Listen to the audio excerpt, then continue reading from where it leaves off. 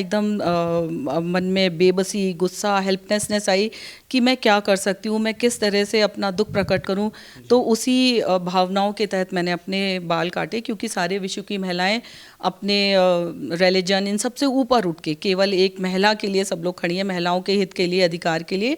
तो उसी भावना से मैंने भी अपने बाल काटकर अपनी सॉलिडारिटी उन ईरान की महिलाओं के प्रति व्यक्त करने की कोशिश की, और साथ में मैंने थोड़ा ये भी चाहा कि हमारे देश में भी अवेयरनेस आए इस बात के बारे में। नमस्कार, स्वागत है आप सभी का हेडलाइंस इंडिया पर। मेरा नाम है विनोद शर्मा। ईरान में हिजाब विवाद तो आपने जरूर सुना होगा, बहुत सुर्खियों में रहा था। महसा अमीनी, जो ईरान की रहने वाली महज 22-23 साल की लड़की, जिसके बाल थोड़े से हिजाब से बाहर निकल रहे थे और जिसकी वजह से पुलिस ने उसको हिरासत में लिया और हिरासत में ही महसा अमीनी की मौत हो गई।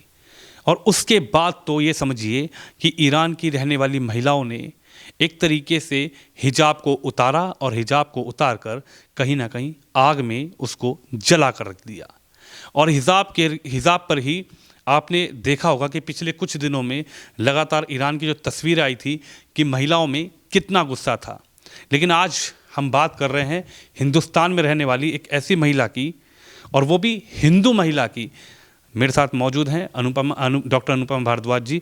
इनसे बातचीत करेंगे क्योंकि हाल फिलहाल में ही आपने देखा होगा कि एक बाल काटती हुई महिला का सोशल मीडिया पर वीडियो, वो अनुपमा जी हैं, इनसे बातचीत करते हैं।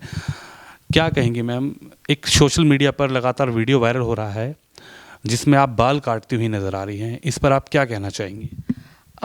मैं सबसे पहले अपना दुख प्रकट करना चाहूँगी कि जो ये दुर्भाग्यपूर्ण घटना हुई ईरान में, और जिसको देख के मेरे मन में बहुत क्षोभ जागा। और कुछ ऐसा हुआ कि वो मीडिया पर चल रही थी, हम खबरें देख रहे थे, देखते देखते देखते जैसे कहते हैं ना, एकदम मन में बेबसी, गुस्सा, हेल्पलेसनेस आई कि मैं क्या कर सकती हूँ, मैं किस तरह से अपना दुख प्रकट करूँ। तो उसी भावनाओं के तहत मैंने अपने बाल काटे, क्योंकि सारे विश्व की महिलाएं अपने रिलीजन इन सबसे ऊपर उठ के केवल एक महिला के लिए सब लोग खड़ी हैं, महिलाओं के हित के लिए, अधिकार के लिए। तो उसी भावना से मैंने भी अपने बाल काटकर अपनी सॉलिडारिटी उन ईरान की महिलाओं के प्रति व्यक्त करने की कोशिश की, और साथ में मैंने थोड़ा ये भी चाहा कि हमारे देश में भी अवेयरनेस आए इस बात के बारे में। क्या आप ईरान की उन महिलाओं के साथ समर्थन में खड़ी हैं जो ये लगातार कह रही हैं कि हिजाब तो एक तरीके से हमारे लिए बेड़ियां हो गया है, हिजाब तो एक तरीके से हमारे लिए बंदिशें बन गया है, हिजाब ने तो एक तरीके से हमारे लिए हमारी जो आज़ादी है, हमारी जो फ्रीडम है, उसको कहीं ना कहीं हिजाब और धार्मिक चश्मा पहनाकर उसको मतलब फिनिश्ड किया जा रहा है, उसको ख़त्म किया जा रहा है? क्या आप समर्थन में ये जो प्रकरण हुआ है, ये आप समर्थन में आज खड़ी हैं ईरान की महिलाओं के? जी, मैं बिल्कुल उनके साथ हूँ, और मैं केवल ईरान की महिलाओं नहीं, मैं पूरे वर्ल्ड में किसी भी कोने में किसी भी महिला के ऊपर अत्याचार होता है या उनको शिक्षा के अधिकारों से वंचित किया जाता है, उनको संपत्ति के अधिकारों से वंचित किया जाता है, जैसे हमारे देश में है, कम उम्र में विवाह किया जाता है। तो मेरा मानना है कि आप महिला को दोयम दर्जे का नागरिक ना माने, वो आपकी आधी आबादी हैं किसी भी देश की, वो एक बहुत बड़ी जनसंख्या है। आप उनको पढ़ने दें, आगे बढ़ने दें, प्रगति करने दें, वो देखिए क्या चमत्कार करके दिखाएंगे। जैसे आप देख सकते हैं इस वर्ष हमारे देश में आईएएस एग्ज़ाम में जो प्रथम 3 स्थान थे वो तीनों महिलाओं के थे, लड़कियों के थे।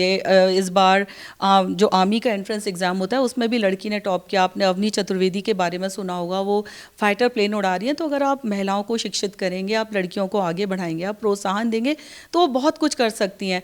आप उनके बेड़ियाँ मत डालिए। और इस महिला के लिए जो कि मात्र 22 वर्ष की थी और वो अपने परिवार के संग तेहरान घूमने आई थी, वो एक ईरानी कर्डिश महिला थी, और उनको तहजीब और तमीज़ से हिजाब ना पहनने के कारण उनको पीट पीट के मार दिया गया। वो 13 सितंबर को उनकी गिरफ्तारी हुई और 2 घंटे के अंदर ही शी वाज इन कोमा, और उनको अस्पताल ले जाया गया, जहाँ 3 दिन के बाद उनकी मृत्यु हो गई। तो इस तरह की बर्बरता महिलाओं के प्रति, इस तरह की पितृ सत्तात्मक सोच कि आप महिलाओं के सर्वे सर्वा हैं, आप ही डिसाइड करेंगे, पुरुष डिसाइड करेंगे कि आप क्या पहनो, कैसे पहनो, आप क्या ओढ़ो, आप कैसे जाओ, कैसे चलो, कैसे उठो, कैसे बैठो, ये पूर्ण रूप से गलत है। मैं इस सोच के खिलाफ हूँ। मेरा जो विरोध है वो इस तरह की सोच के खिलाफ है। आपको अत्याचार करने की, आपको किसी एक इंसान को मारने का आपको कोई हक नहीं है। आप उसको उड़ने दीजिए खुले आसमान में। अनुपमा जी, आपने कहा कि आप इस सोच के खिलाफ हैं और आपने एक तरीके से विरोध इसका जताया।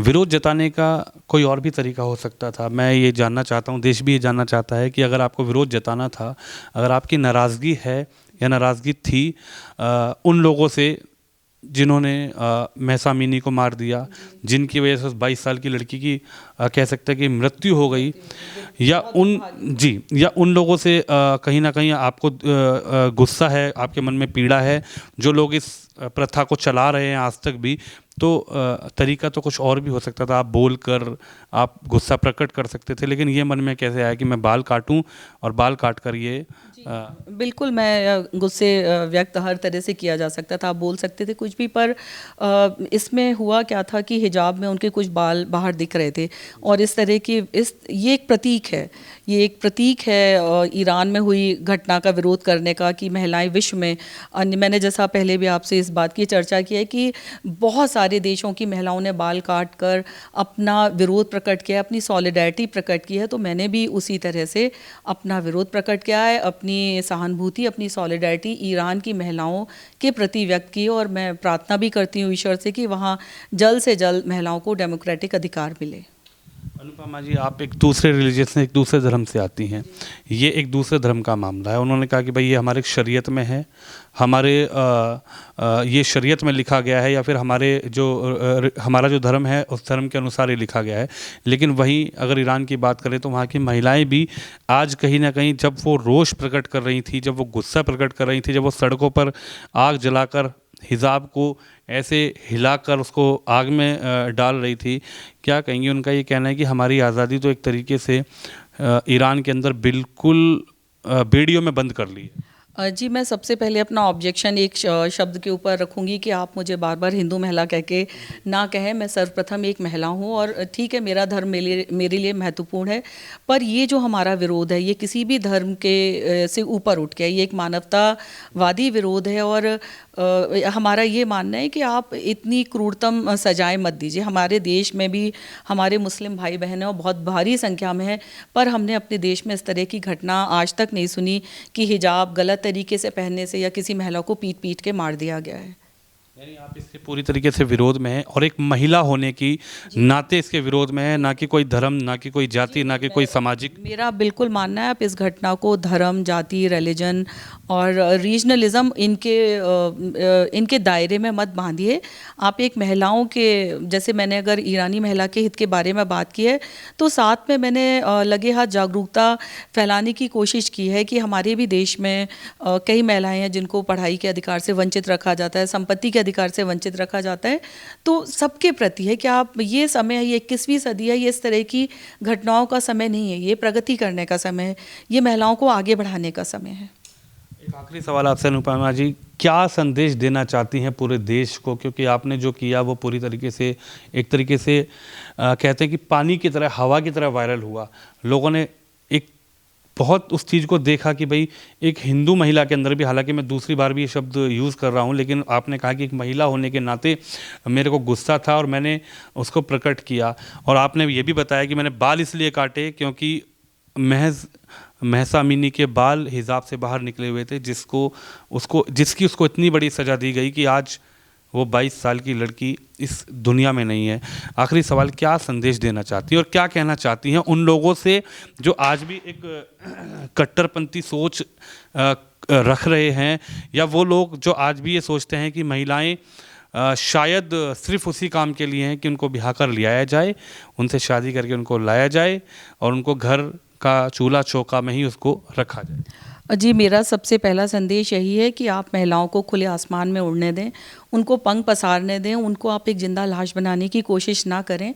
आप उनको निर्णय लेने की क्षमता विकसित करने दें। आप उनको, सबसे बड़ा हथियार इसमें एजुकेशन है, पहले वो शिक्षित हों, फाइनेंशियली इंडिपेंडेंट हो।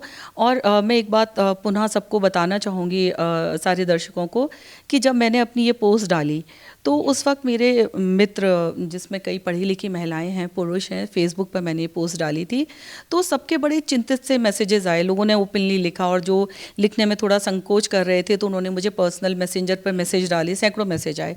मेरे जो वेल विशर थे, मेरी फ्रेंड्स थी, उन्होंने मुझको कॉल किया। वो डर गए कि अनुपमा तुम बाल क्यों काट रही हो। तो उससे मुझे महसूस हुआ कि इस घटना के बारे में हमारे देश में कितनी कम अवेयरनेस है। लोगों को पता ही नहीं था कि ईरान में कितनी बड़ी दुर्घटना हो गई और पूरे विश्व में एक जलजला आ गया है। तो मेरा सबसे निवेदन है और कि महिलाओं के अधिकार के बारे में हम लोग जागरूकता फैलाएं। अपने देश से जो फीटस को, जो कन्या फीटस को गर्भ में ही मार दिया जाता है, उसके लिए कड़े कानून बने हैं, पर लोग उसका भी रास्ता निकाल लेते हैं, कानून को तोड़ते हैं। तो आप महिलाओं को जन्म ही नहीं लेने देंगे तो वो आगे कैसे बढ़ेगी। तो आप इस चीज़ के लिए भी और ज़्यादा वर्क की ज़रूरत है।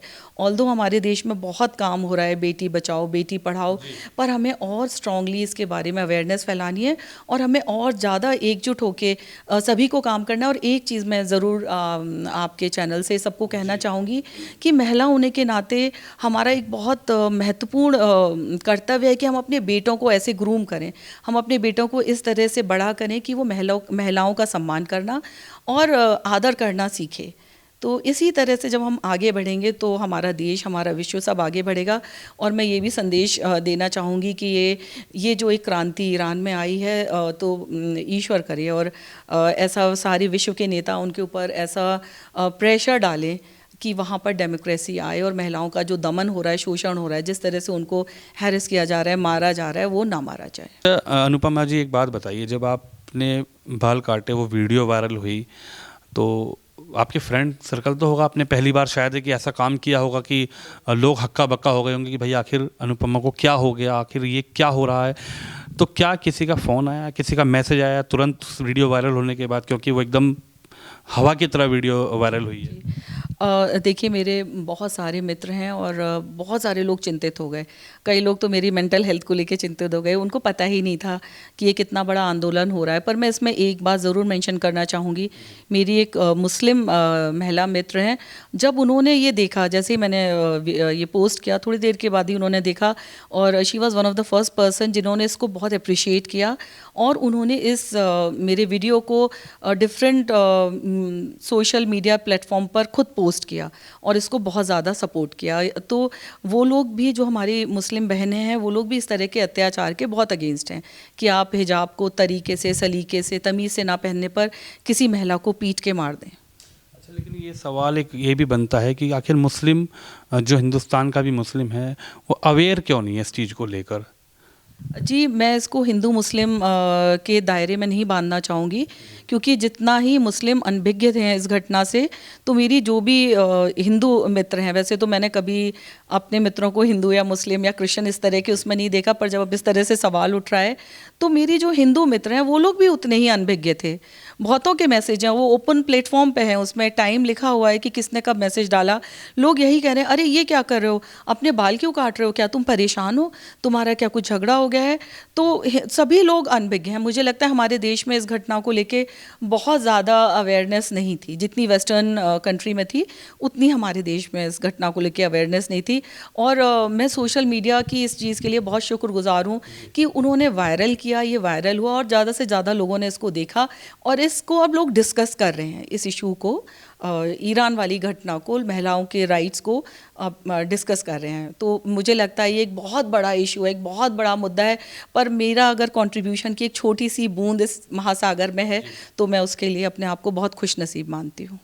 यानी कि गुस्सा है, डॉक्टर अनुपमा भारद्वाज जी हैं, जिन्होंने हाल फिलहाल में ही अपने बाल काट कर एक रोष प्रकट किया था, एक गुस्सा प्रकट किया था। उनसे हमने बातचीत करी, उनका ये कहना है कि हम भी ये चाहते हैं कि ईरान में जो प्रदर्शन उस घटना के बाद महिलाओं ने किया, ईरान की महिलाएं जिस तरीके से चिल्ला चिल्ला कर ये कह रही हैं कि हमारे पैरों में एक तरीके से बेड़ियां डाल दी गई हैं और उससे हमें आज़ादी चाहिए, उसी के समर्थन में, ईरान की महिलाओं के समर्थन में डॉक्टर अनुपमा भारद्वाज जी ने अपने बाल काटे और उनका ये संदेश दिया कि कहीं ना कहीं लोगों को अवेयरनेस होना चाहिए कि आज की बेटी, आज की महिला, आज की बहन, आज की जो जननी है, वो सिर्फ घर में चूल्हा चौका तक नहीं है, बल्कि वो कहीं ना कहीं देश के कोई फ्लाइट उड़ा रहा है, कोई हवाई जहाज उड़ा रहा है, कोई फाइटर प्लेन उड़ा रहा है।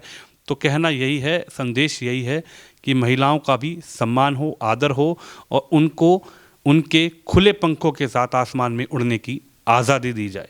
कैमरामैन विपिन सिंह के साथ विनोद शर्मा, हेडलाइंस इंडिया।